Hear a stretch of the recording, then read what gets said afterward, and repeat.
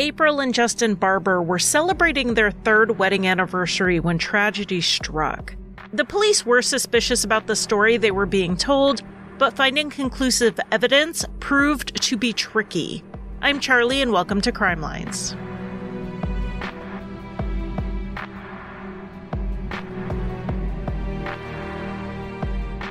Welcome to Crime Lines, one last call for the True Crime Podcast Festival at the end of this month in Austin, Texas. Ticket info is in the show notes. It is my last event on the calendar for a while as I'm busy with family stuff and learning about video creation with my new podcast, Crime Lines and Consequences, because we are also doing video on YouTube and it's been a lot. But if anything pops up with a meetup or a live show, I'll be sure to announce it. Let's go ahead and get into today's episode. We're going to start with April Lott, who was born in April 1975. She grew up in Hennessy, Oklahoma, which is north central-ish in the state. April was intelligent and she was driven. When she graduated high school in 1993, she was ranked second in her class, and she did this in spite of dealing with a lot at home. When April was 17, just about 4 months before she graduated high school, her mother, who was only 34, died of cancer. At 17, April could fend for herself to a certain extent during her mother's illness and after her death. But for her 9-year-old sister and 1-year-old brother, not so much.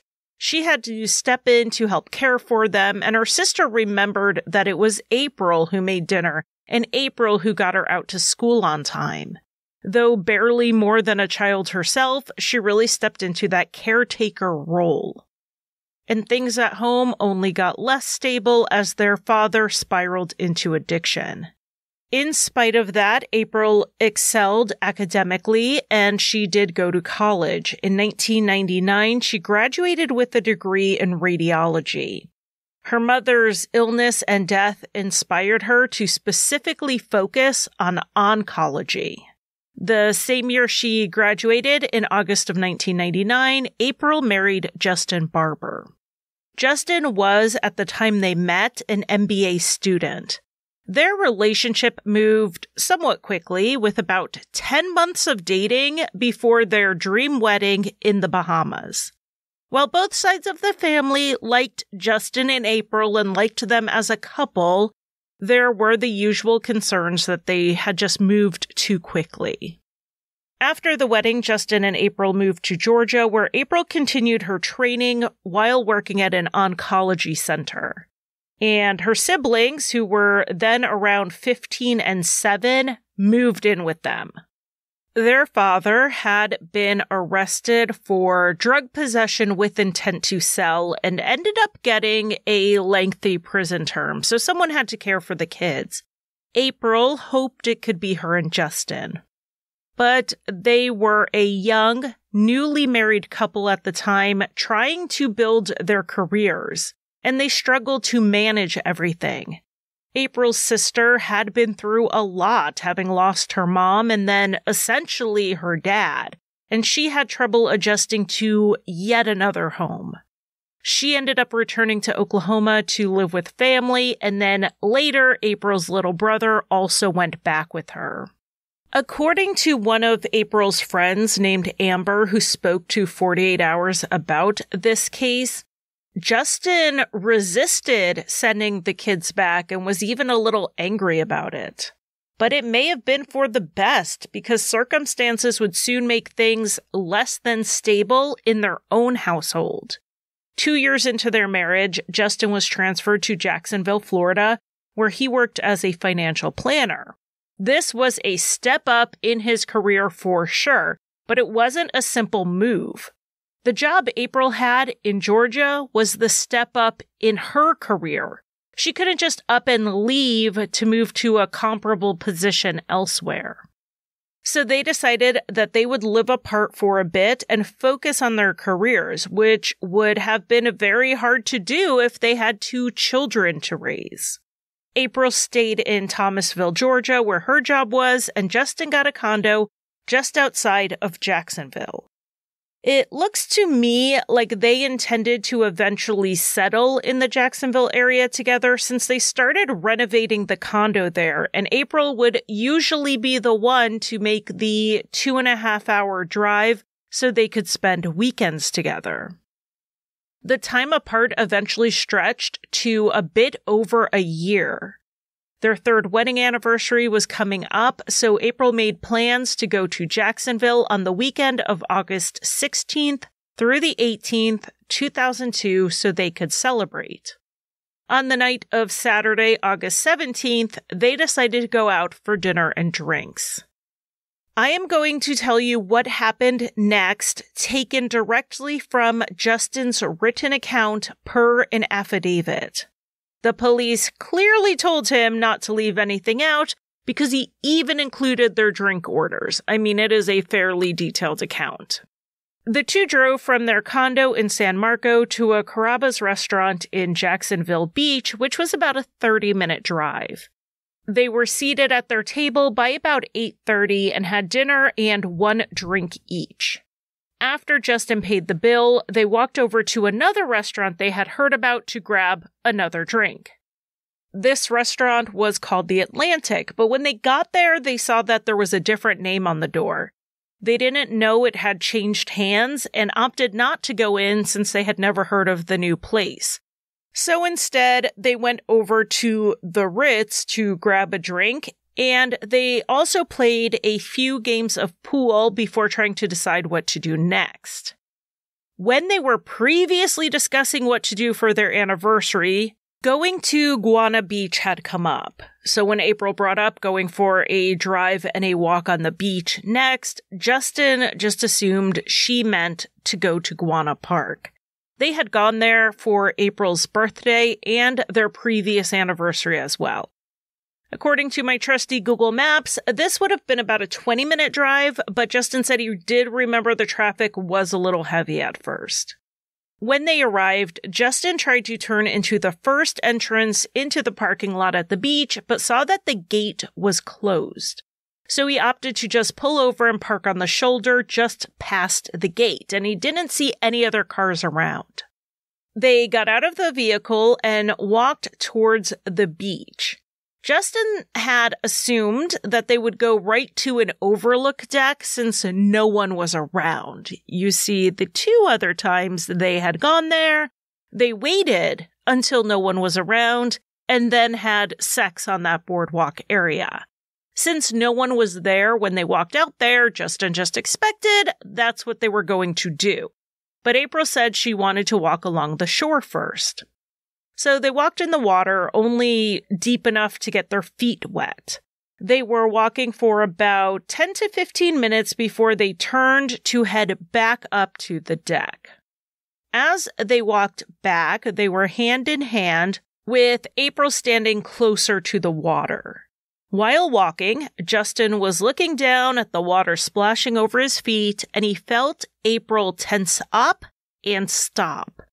He looked up and saw a man walking quickly towards them with his arm extended.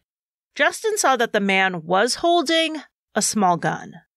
The man was about 10 feet away when Justin looked up, but it wasn't long before this guy was just a couple feet away, stopped right in front of them.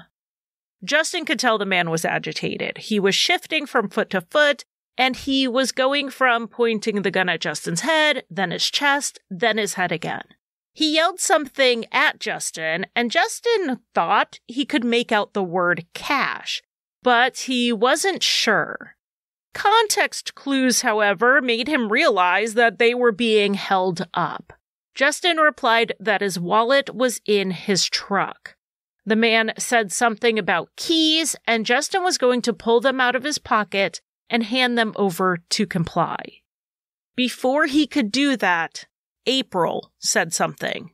Justin couldn't make out what she had said, but it was his impression that she was talking to him, not the man with the gun, because of her tone. It wasn't angry or aggressive.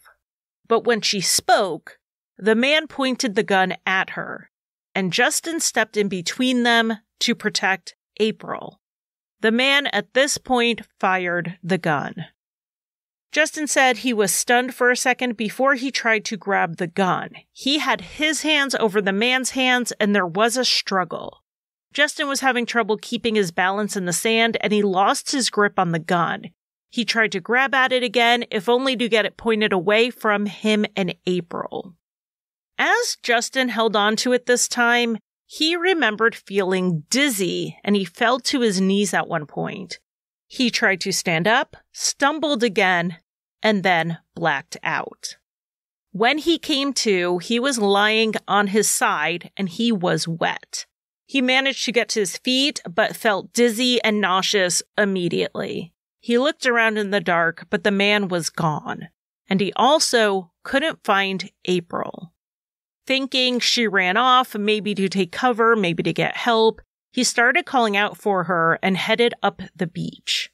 He went a ways without being able to find her, so he turned back and went the way he had just come from. That's when he finally saw April, and it made sense why he hadn't seen her at first. She wasn't on the sand anymore, but she was in the water, face down. Justin ran out into the water, flipped her over, and tried to get her back to shore.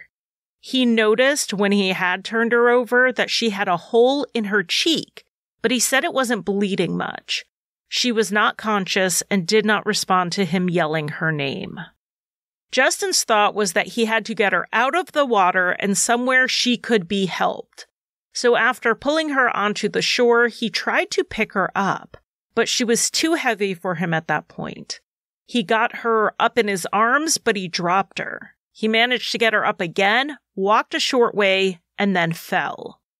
At this point, Justin could not lift her again, so he pulled her first by her hands, but he couldn't get a grip, so he tried to grab her forearms. But he noticed that his left hand just would not hold her, and at that point, he noticed he had blood on his shirt. He had no idea if it was his blood or April's, but he didn't have time to think about it. He grabbed April under the arms and pulled her as far as he could. He had to rest for a minute, and then he grabbed her under the arms with one hand going to her waistband to get a better grip. Justin finally got April near the walkway, even though the hill going up to it was steep. He thought if he could get her leaned up against the boardwalk, he could get her up on his shoulders. This failed, again, and at this point Justin was so dizzy it finally caught up to him that he must have been shot. Now, if he stayed on the beach, dragging and dropping April, neither of them would survive. So he left her and went out to the road to flag someone down. The first car kept going without even slowing down, and when the next car came, Justin stood in the road waving his arm. This car slowed down before going around him.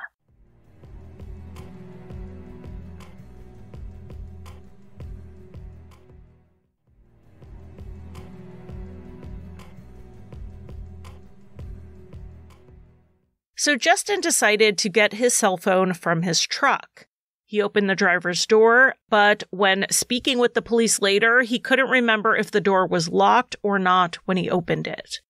He couldn't find his phone, so he started looking for April's purse to get her phone, but he couldn't find that either. So he got into the truck and started driving. Justin said he drove as fast as he could, knowing that would get police attention. He remembered getting to a red light, yelling at someone for help, and then people getting into his truck talking to him. He remembered telling them that his wife was hurt at the beach, and he was trying to tell them where she was.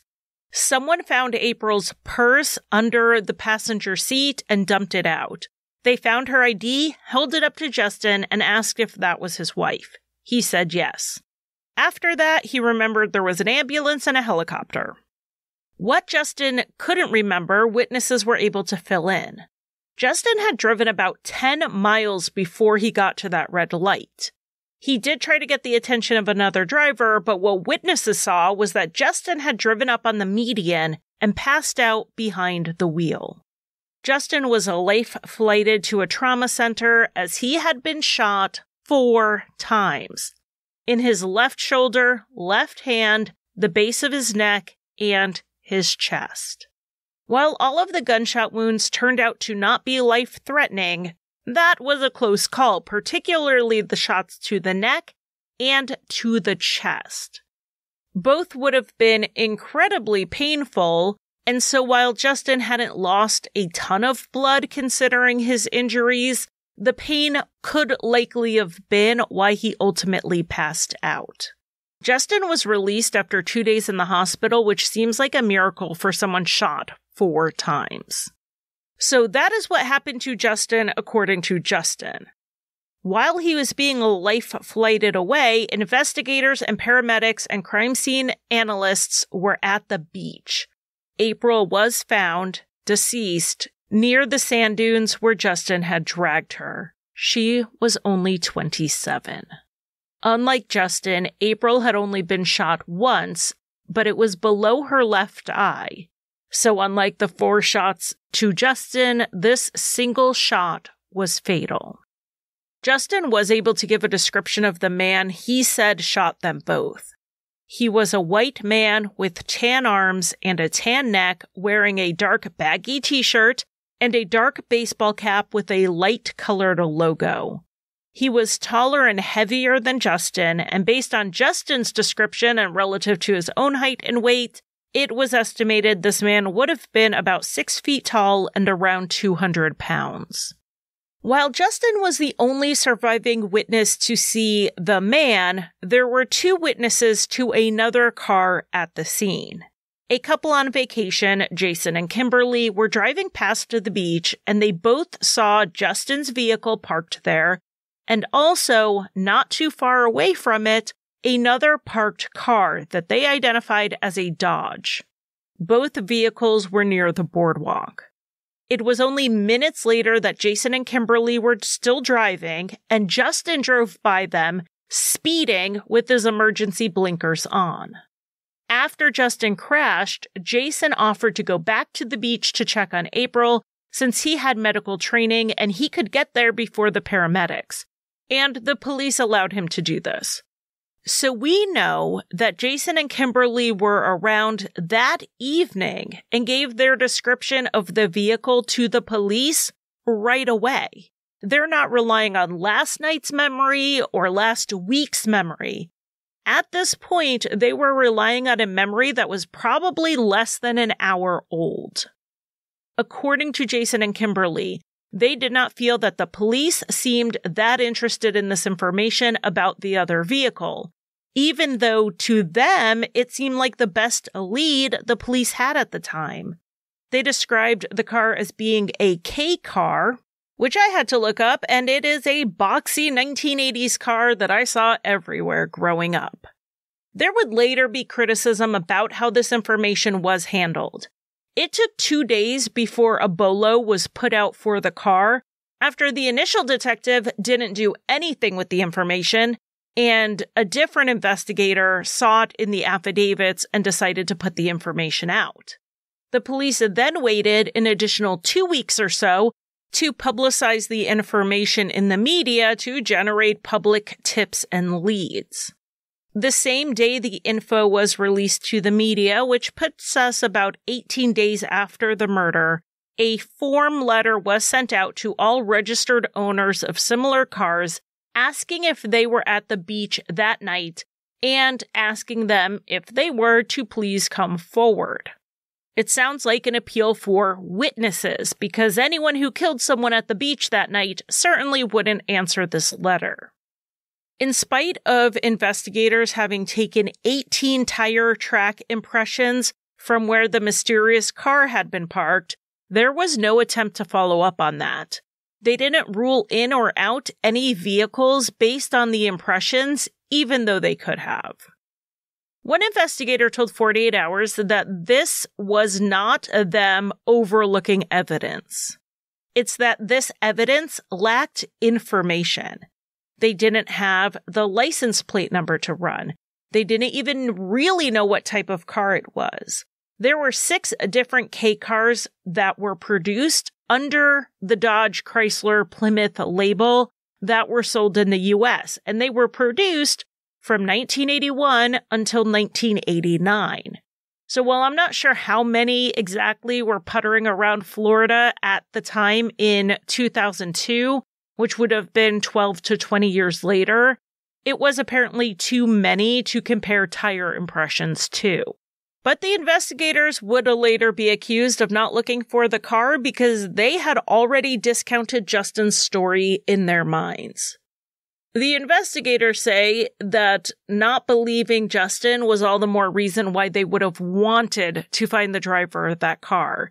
That was a witness who may have seen or heard something, maybe something like Justin and April arguing. It is true and not disputed that the detectives didn't believe Justin, and that was for a number of reasons. And reason number one was that his story seemed far-fetched. For instance, Justin went into a lot of detail in his affidavit about all the specific ways he tried to get April up the boardwalk from the shore, and it seemed to be a lot for a man who was just shot 4 times. Why didn't he just pull her onto the sand, out of the water, and then go for help? Justin said he searched for April's purse to find her phone and couldn't find it, so he drove away to get help. When he crashed, though, people looked in the vehicle and found her purse without much issue. Add to that, Justin drove 10 miles. He passed a number of houses, which he admitted he didn't stop at for help. He said it was because they were dark and he didn't want to wake people up. But he also didn't stop at any of the open businesses along the way. If he was in such a rush to get April help, why wouldn't he have stopped at the nearest place? While some may say this poor decision-making could have been the result of shock, the police theory was that Justin was trying to put as much distance between him and the crime scene as possible. Maybe so the incoming tide would obscure some of the evidence, which it did, or because it gave him a wider field to find a place to, 1, shoot himself, and then 2, get rid of the murder weapon, making it much, much harder for the police to search and find. And they never did find it.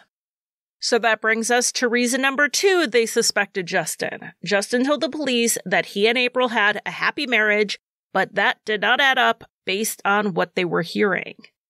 Justin was having an affair, and not his first one.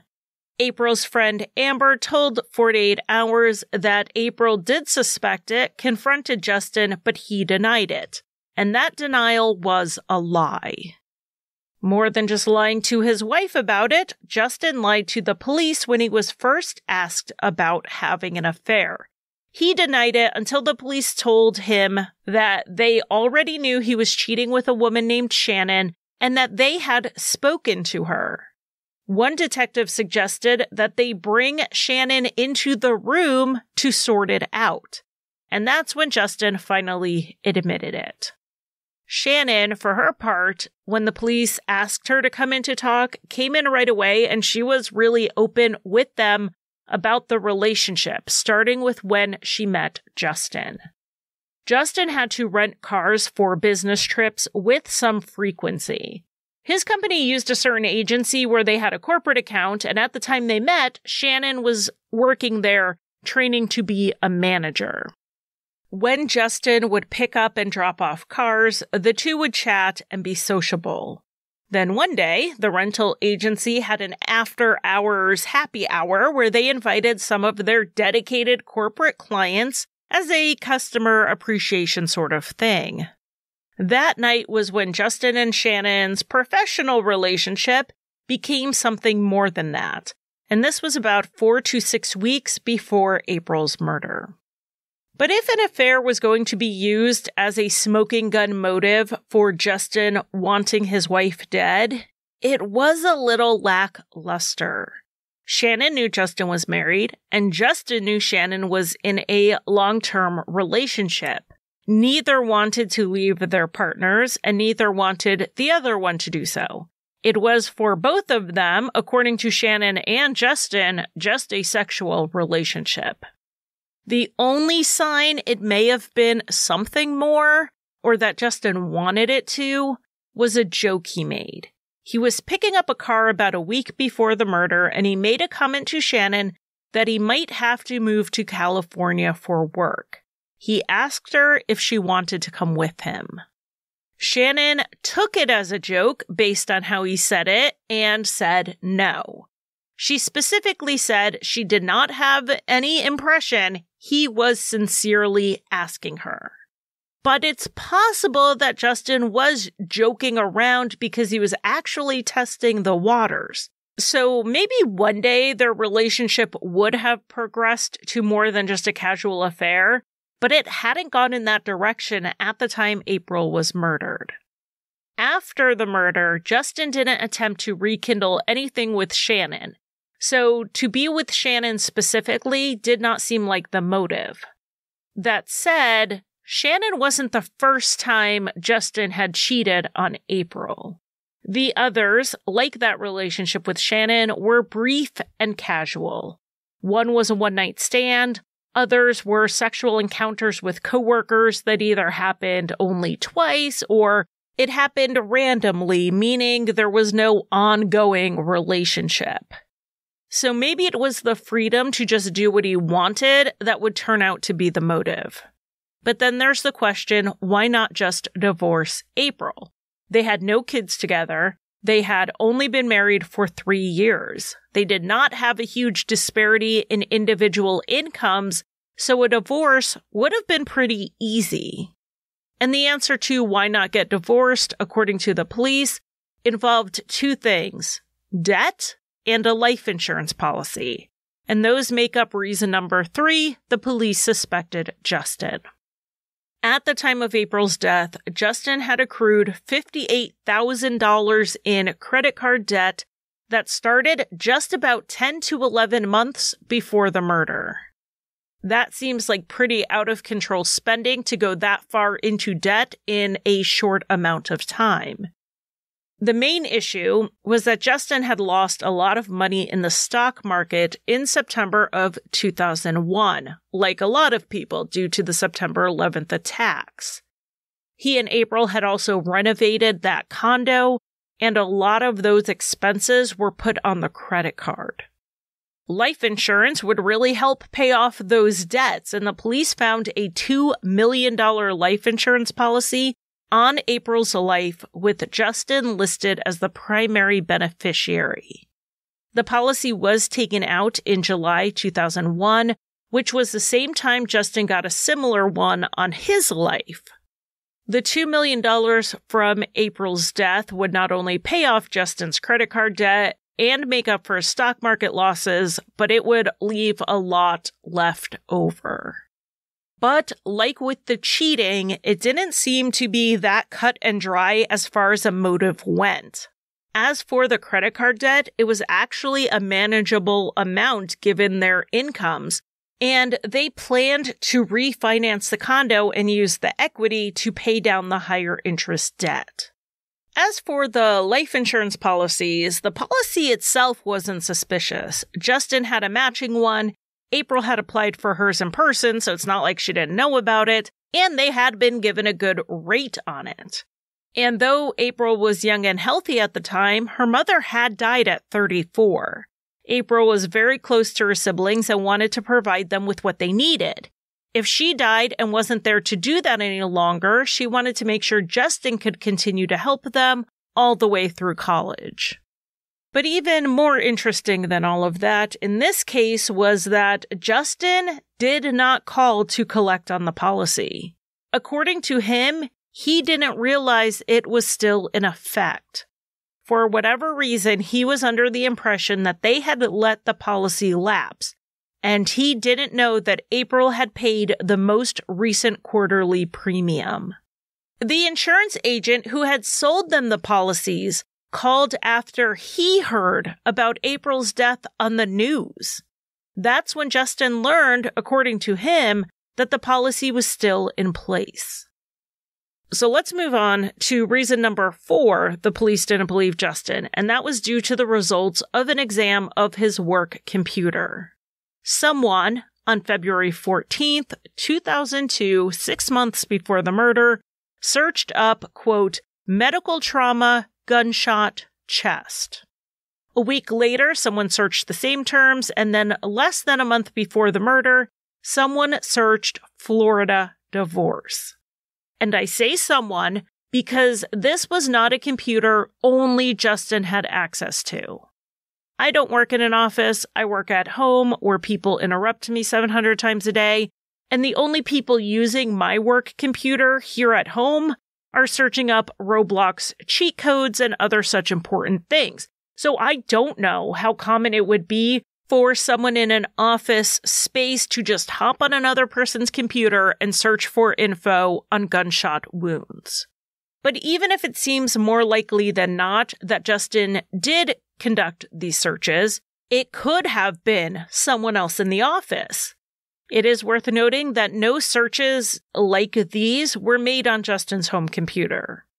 Another issue with the internet searches was that they couldn't find the context of the search. They knew what the person searched for, but they didn't know what the person did before or after that search. That means the person who searched these things up could have just seen a news article about someone surviving a gunshot wound to the chest, and they were looking it up to find out more about it out of curiosity.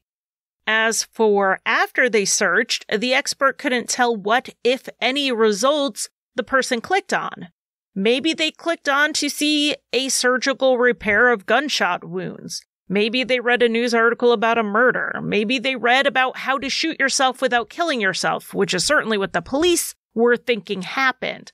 But the truth was, no one knows. And without being able to first definitively link Justin to the searches and then link the searches to something that would implicate him in a murder, it wasn't clear if this would even be admissible at trial. The computer activity they could link to Justin wasn't quite hard evidence. On the day of the murder, Justin downloaded 16 songs. One of them was the Guns N' Roses song, Used to Love Her, which includes the line, used to love her, but I had to kill her. This song was deleted 2 weeks after the murder. Other music he downloaded that was pointed out as suspicious included Knocking on Heaven's Door, Firewoman, I'm Moving On, and You Could Be Mine, But You're Way Out of Line. Justin downloaded a lot of music, and a lot of those songs had nothing to do with breakups, heaven, death, or any other themes that were being read into his love of rock music. So while the police had their reasons to suspect Justin, nothing seemed like a slam dunk. And there were holes in the case as well, like the murder weapon. Justin had reported a gun as stolen out of his car shortly before the murder, which did seem suspicious, but it wasn't the same caliber as what was used to shoot him in April. And that was another big hole. Justin had been shot too. He was not a medical professional, and even if he looked up 4 places on the body where he could shoot himself and not immediately die, it would still be a major gamble. And again, the police believe he shot himself 4 times, meaning 3 of those shots were fired while he was still dealing with the pain from shot number 1. Justin knew he was a suspect, and he didn't feel the police were really looking anywhere else. 3 weeks before the shooting, April's house had been broken into, and that was after her car had already been broken into. With 2 break-ins aimed at the same person, you have to ask, was she being targeted? Justin also believed there were people in April's life that the police were overlooking, including ones she may have rebuffed romantically. And then there was always the story that Justin had told and stuck to. A man approached them, and Justin believed he was trying to rob them when things went terribly wrong. Just as Justin couldn't prove that happened, the police couldn't prove that didn't happen. With the lack of evidence, Justin Barber remained a free man. He relocated to Oregon, which is where he was living when, nearly 2 years after the murder, he was called to testify in front of the grand jury in July 2004. The next day, Justin, who was then 32 years old, was indicted and arrested on suspicion of first-degree murder. And then it took nearly 2 more years for this to go to trial in June of 2006. Instead of going through the state's case and then the defenses like usual, let's go ahead and just take it topic by topic. There were 3 things Justin's attorneys really wanted kicked from the trial: the affair, the life insurance, and the computer searches. The infidelity being allowed in at trial was interesting because as prior bad acts or even as a motive, it wouldn't necessarily have been allowed in since there was not a direct link between the affair and the murder.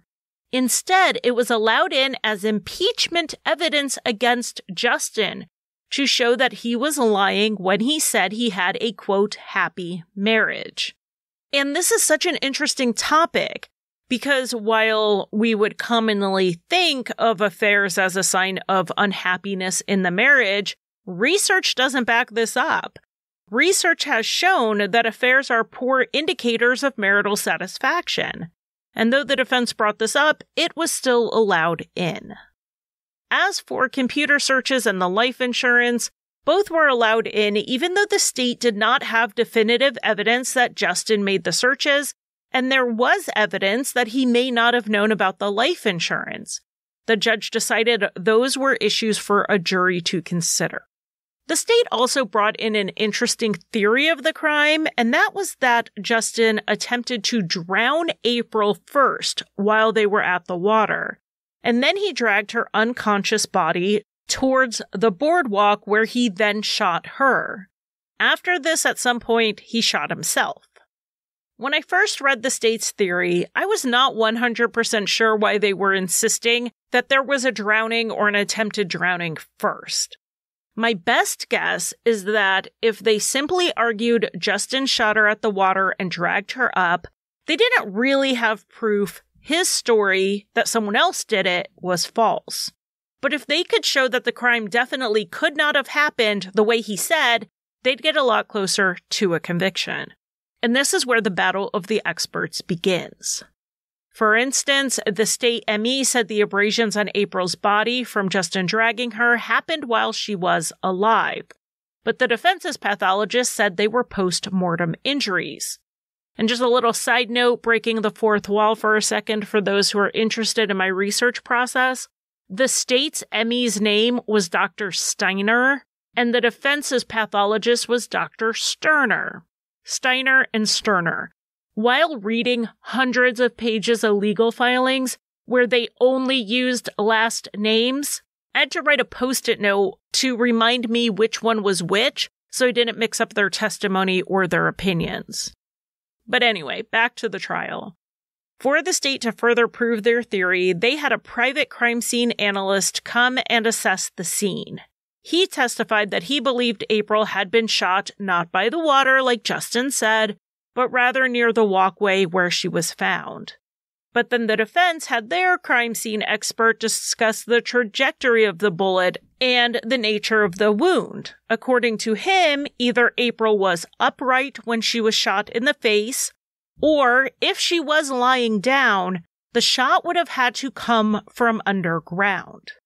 So assuming that means she must have been upright, and the state said she was already unconscious and dying from the attempted drowning, Justin would have had to have somehow held her up while shooting her, something that would have been nearly impossible to do. The defense's crime scene expert also testified that Justin's shirt was evidence he was shot during a struggle. Had he shot himself while just standing there, the bullet holes in his shirt would have more or less lined up with his wounds. But they didn't. This was evidence his shirt was moving and pulled on as he was shot, like if he was fighting someone at the time.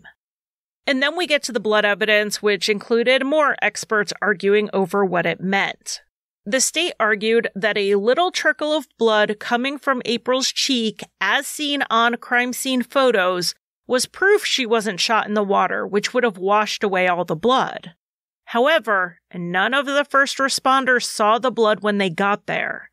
That photo that showed it hadn't been taken until 3.5 hours later.